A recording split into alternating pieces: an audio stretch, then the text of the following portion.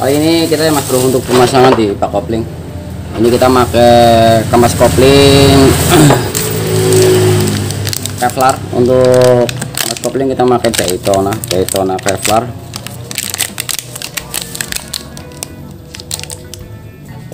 Jadi kita nggak jadi untuk ganti kampas FR ya mas bro, kita perkuat di kampas kopling punya Daytona. Menurut ini nggak terlalu mahal juga, jadi masih recommended lah untuk pemasangan. Untuk pembelajaran juga nggak terlalu keluar kayak gitu, masih bawah standaran, masih standaran. Terus untuk pir kopling pakai Shogun FL ya mas bro. Untuk pemasangannya sih nggak ada yang dirubah, tinggal PNP. Beda kalau kita pergantian di kampas kopling FR, kadang perlu pengganjalan, kadang lebih tebel sih akhirnya mas bro, kadang lebih tebel jadi perlu pengganjalan kadang-kadang kayak gitu kalau pakai Shogun FL di kampas FR Jupiter Z. Jadi kalau di modif ZR di modif FR kampas kopling FR kadang itu lebih tebel, ada yang lebih tebel, tergantung mereknya juga sih ya mas bro.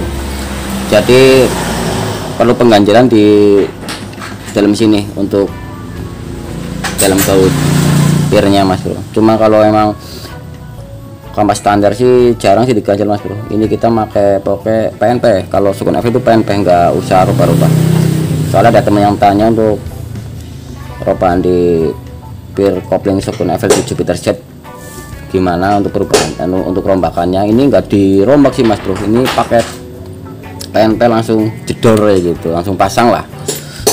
Terus untuk balancer kita pakai 550 gram mas bro. Emang gimana ya, sebenarnya sih lebih enakan kalau kita pribadi sih untuk harian mending ya balancer standar aja mas bro. Jadi standar di lastik 3 itu walaupun suara nggak terlalu gahar amat, tapi untuk rasa kan nggak jauh beda pas posisi standar ya. Jadi maksudnya untuk akselerasi juga atasan itu lebih ya kayak lebih berisi lah menurut kita sih.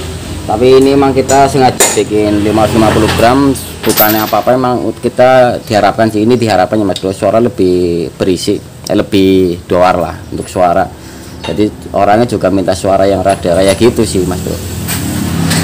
Kembali lagi ke selera juga nggak ada patokan pasti untuk ukurannya untuk bikin mesin kayak gini untuk harian. Tergantung juga untuk karakter, kepengennya karakter gimana untuk mesinnya, terus tergantung juga keperluannya juga, kemauan orangnya juga untuk suaranya dibikin kayak biasa aja, nggak terlalu terjedor ya gitu ya. Tergantung, kembali lagi ke tergantung selera ya mas bro.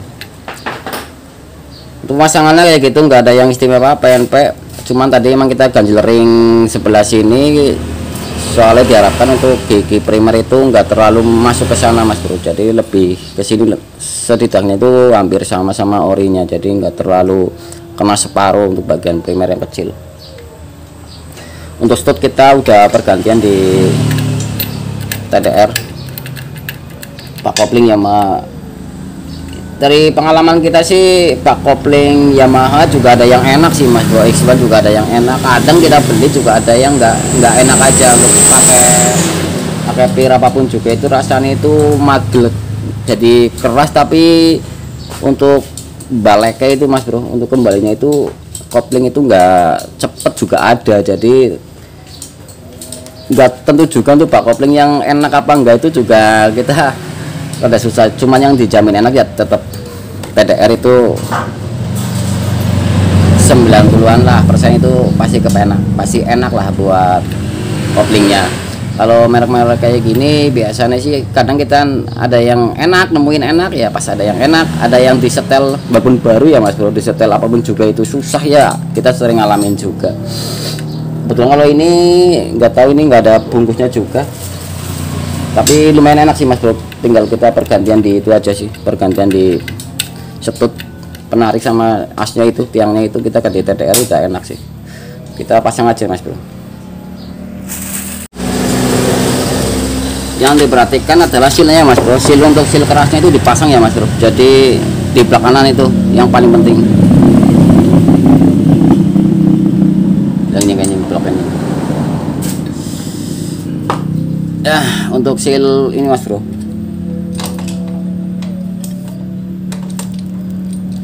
dipasang, harus dipasang mas bro, soalnya untuk biar oli lancar. ke bagian piston. Kalau ini nggak dipasang, biasanya pistonnya rada boros mas bro, jadi pelumasannya kurang masuk ke boring blok, jadi rawan gancet, jadi kita perlu pasang juga. Ini bloknya Yamaha ya mas bro, tapi entah bungkusnya ini banyak macam juga sih ya.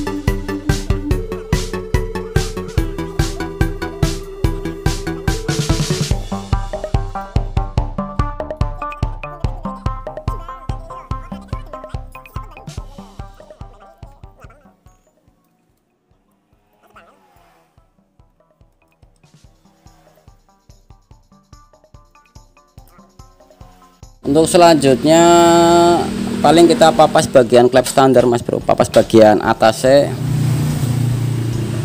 soalnya kita mau main di overlap semaksimal mungkin, jadi untuk langkah semakin lama jadi rawan untuk petal kayak gini mas bro. Jadi untuk in-act kita pakai ini biasa ya mas bro, ini bawaan Daiso. Ntar kita papas ininya aja biar ada tipis, jadi nggak rawan untuk petakan dengan overlap lah, udah tinggi juga. Kita pakai alat seadanya nih, pakai bor. Kita masukkan bor aja, pakai benda potong begini.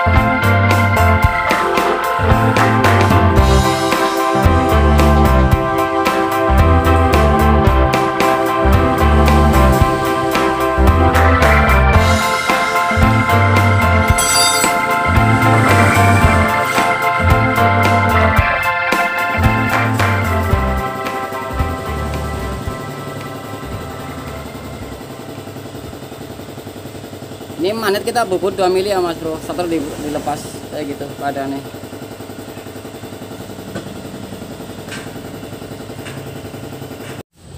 Ini udah kita pasang ya mas bro, ini klep standar, terus speed klep tuh udah kita pasang pakai Jepang biru, Jepang lah ya mas bro, KW-an juga. ya, biar nggak terlalu keras juga, soalnya kan ini nggak bisa masang topi klep, jadi kalau terlalu keras kan klep standar lawan jeber juga, terbentur di sisanya nggak bisa masang topi mas bro. Jadi kita pakai biar nggak terlalu keras. Cuma yang perlu diperhatikan lagi, ini kan head standar tanpa kita bless setting klep ya mas bro, jadi benar-benar standar bawaan. Jadi yang perlu diperhatikan adalah puncak liftnya itu harusnya ada sisa untuk pirnya juga. Jadi yang paling penting itu sih mas bro, biar nggak rawan untuk jeber, juga nggak rawan patah untuk pirnya, nggak kehabisan langkah untuk pir klepnya. Untuk caranya sih kita posisikan posisi neken semua, neken puncak ngangkat lah mas bro, puncak lift. Jadi ini puncak liftnya, terus pokoknya sampai neken full.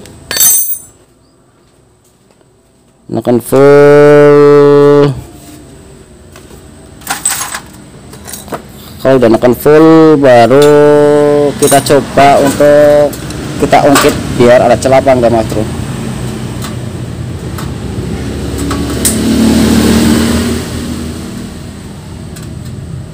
Kalau kayak gini dipastikan untuk aman, soalnya ada celah lumayan banyak, posisi enggak terlalu tinggi liftnya. Ini kita sampai malam mas bro, habis terawih kita lanjutin lagi, soalnya ya ini rada enggak, kalau siang kita konsen juga di servisan biasa ya mas bro, ganti rantai, ganti kirek. Tadi ntar kita yang pegawai kerjaan yang rada memakan otak paling lanjut malam. Ini sebenarnya udah hidup ya mas bro, cuman masih banyak lagi pembenahan kayak ini rem depan ini enggak fungsi, karburator itu terlalu biasa ya mas bro. Jadi ini ada kendala lagi, kita setel nggak bisa, terus ini nggak ada kontaknya pakai kabel.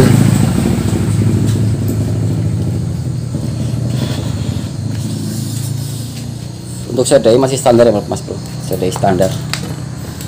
Ini pakai kabel di langsung, nggak ada kontak dari kabel dulu. Terus klem knalpot juga ini masih orangnya masih pakai kolor sepatu. Ntar kita bikin bracket juga, beli bracket buat ke bracket knalpotnya biar ada mapan. Untuk kopling lumayan enak sih mas,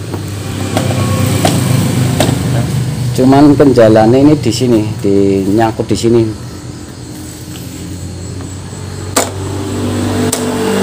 Begitu. Oke, kita hidupin aja. Oh, ini baru mau hidup ya, udah hidup tapi ini memang belum maksimal ya mas bro. Untuk pilot jet kurang besar, jadi awalan itu ditarik itu ngok, cuman ini susahnya emang karburator itu sekapnya udah luka juga. Jadi entah tahu besok kalau emang nggak bisa setel, kita pergantian di sekap